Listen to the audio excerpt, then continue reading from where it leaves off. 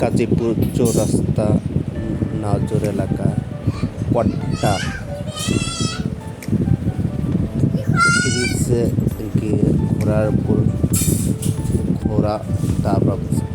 ঘোড়া দাবড়াচ্ছেন ইয়ামিন বাবু।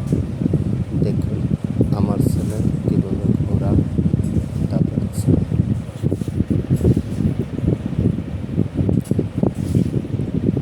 ইয়ামিনের ঘোড়াতে উঠে অনেক খুশি হয়েছে। অনেক দিনের শখ ছিল ইয়ামিন ঘোড়ার গাড়িতে উঠবে। দেখুন সবাই তার ঘোড়া দাঁড়ানোর স্টাইলটা।